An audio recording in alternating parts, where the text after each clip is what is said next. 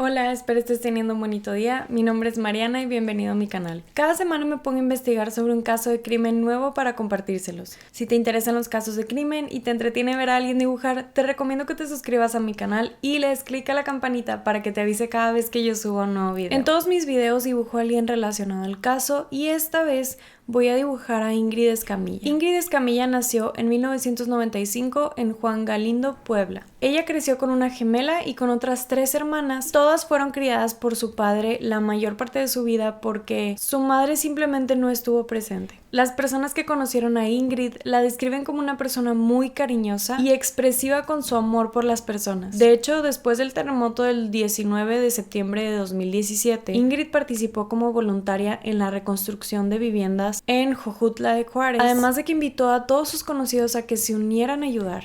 También Ingrid disfrutaba mucho la música, le gustaba ir a conciertos y le gustaba mucho viajar. También disfrutaba compartir lo que le gustaba, como su amor por los animales. Ella tenía 2 perros y en una de las fotografías que compartió de ellos escribió lo siguiente: estos seres tan amorosos que forman parte de mi vida y mi familia son lo más importante para mí, porque son mis compañeros y mis amigos peludos incondicionales. También le interesaba mucho el maquillaje y hasta abrió una cuenta de Instagram únicamente de maquillaje en el 2018. Ingrid terminó su maestría en Administración de Empresas Turísticas en la Benemérita Universidad de Puebla. Cuando terminó su maestría, decidió mudarse a la Ciudad de México. Ahora que vivía ahí, comenzó su trabajo en el ayuntamiento y todos los días tenía que trasladarse desde Vallejo, que es donde vivía, hasta Polanco.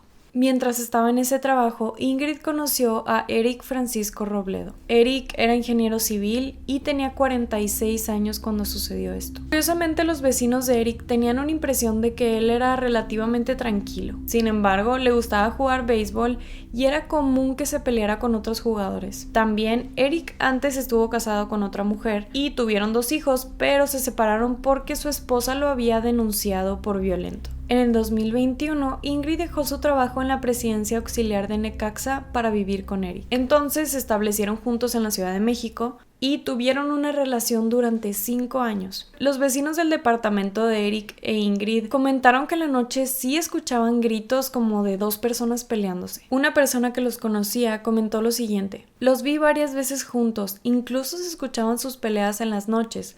Creo que él tenía problemas con la bebida y eso daba miedo a varios de nosotros porque las peleas eran fuertes. Otra persona comentó: nunca los vi pelear en la calle, se veían muy normales, pero en la noche se oían golpes y gritos, supongo que venían de ahí. Tristemente, en el 2018 el padre de Ingrid falleció y fue cuando ella se mudó con Eric. Esto claramente le afectó muchísimo a Ingrid porque ya había sufrido un abandono por parte de su madre y ahora lo estaba viviendo con la muerte de su padre. Debido a esto, Ingrid se apoyó muchísimo en Eric. Entonces, ambos vivían en un departamento en el 5º piso, en la colonia Vallejo, alcaldía Gustavo A. Madero. El 9 de febrero de 2020, Eric llegó al departamento y comenzó una discusión porque Ingrid le preguntó si había tomado alcohol. La pelea se escaló y cuando Ingrid intentó defenderse, Eric se salió de control.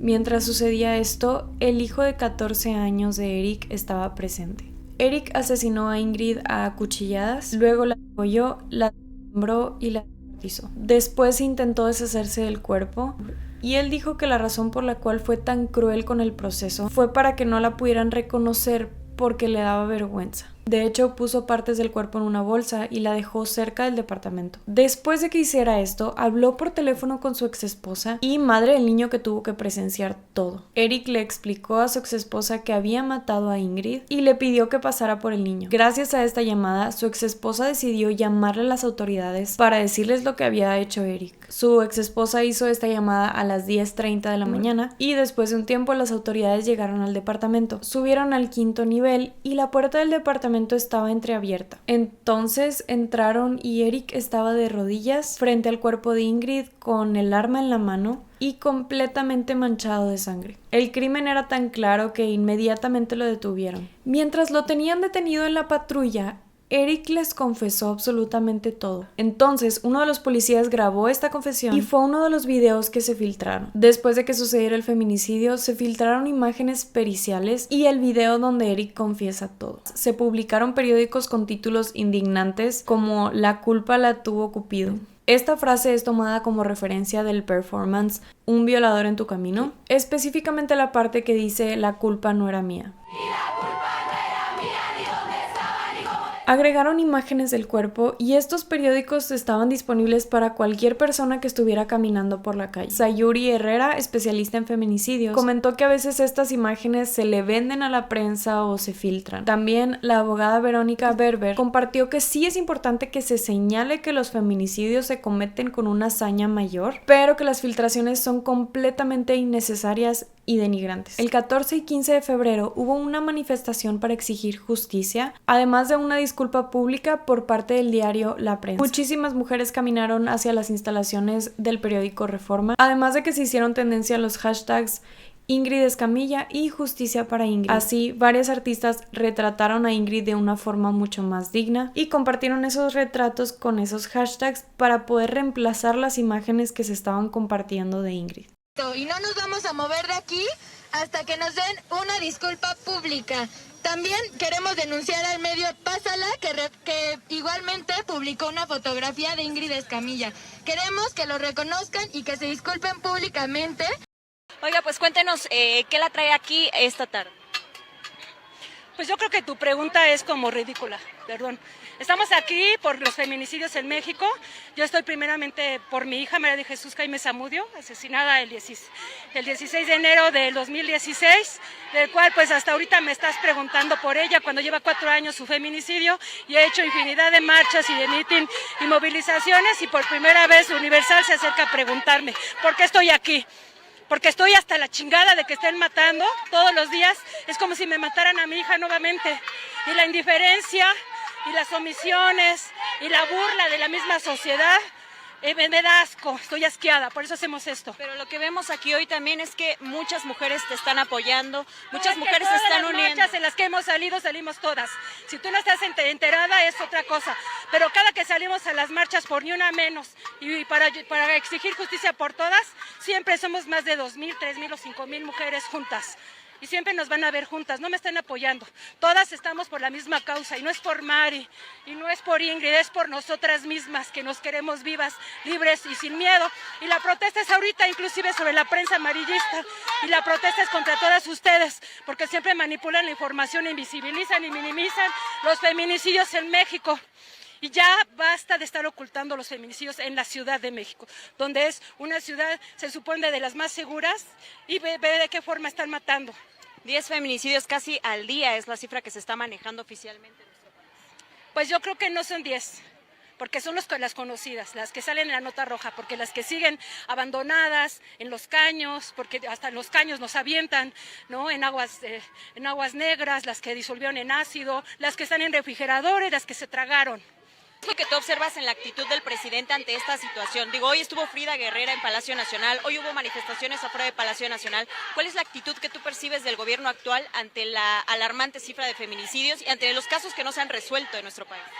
Pues indiferencia, y yo siento que si no es que es su ignorancia, si es que no le están diciendo sus colaboradores la verdad, no le están hablando con la verdad, y ha de pensar él que es una campaña de desprestigio para él, que como presidente, pues quiero decirle, señor, yo, Yesenia Zamudio, que lo que menos nos interesa es usted y su presidencia. A nosotros nos interesa mantenernos vivas, porque hasta el día de hoy a usted se le ha visto una total indiferencia e ignorancia del tema, porque no sabe de qué estamos hablando. Y si quisiera enterarse por qué salimos enojadas, por qué estamos marchando, debería de citarnos en la mañanera y preguntarnos por qué estamos enojadas, por qué estamos rayando y quemando su puerta de su Palacio Nacional. Estamos cansadas de que nos ignore, de su indiferencia y de su país con ingobernabilidad, porque yo a usted nunca lo menciono, porque para mí usted no es mi presidente. Usted parece un títere que sirve a otros intereses y no a su pueblo al que prometió lealtad. Usted nos ha traicionado. Es lo único que puedo decirle a usted, señor. También el presidente de la República Mexicana compartió lo siguiente. Sí. Presidente, buenos días. Luis Méndez de Notimex. La pregunta es sobre el caso de Ingrid Escamilla, presidente. No sé si sabe sobre la mujer que fue brutalmente asesinada, víctima de feminicidio aquí en la Ciudad de México, y que nuevamente ha levantado el debate sobre este problema que enfrenta el país de asesinato a mujeres.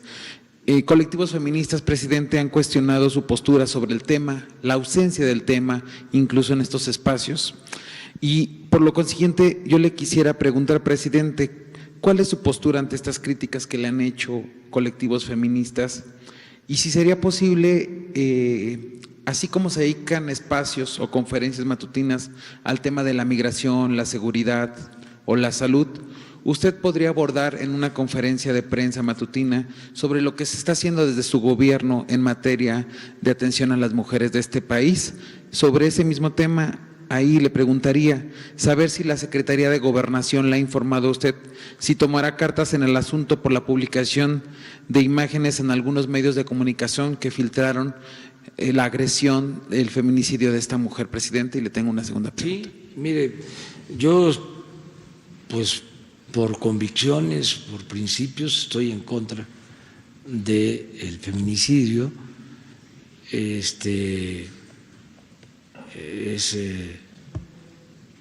inaceptable,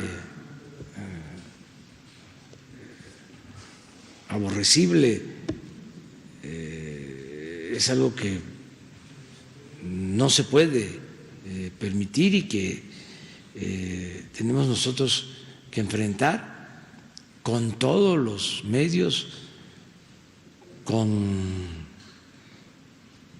toda la fuerza y las formas que tiene el gobierno para evitarlo y que se castigue de manera severa. Mi planteamiento es incluso que no se hagan modificaciones para reducir penas ni cambiar los tipos o causales, nada. Que fue mi planteamiento cuando se procuró hacer una reforma que no estaba pensada, aquí lo aclaró el fiscal, para tolerar pues el feminicidio, al contrario, para enfrentarlo con más decisión y rigor. Pero como se malinterpretó, mi opinión fue: no nos metamos en eso, o sea, que se castigue, hay que pronunciarse para evitar el feminicidio. Y vamos a informar de lo que se está haciendo. Todos los días trabajamos para eso, todos los días. Quisieran nuestros adversarios pues, que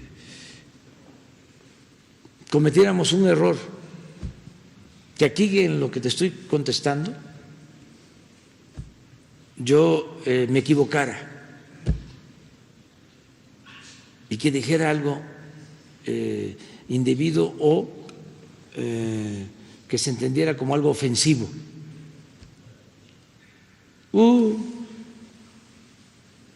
Se vuelve, ¿cómo le llaman a eso? Trending topic.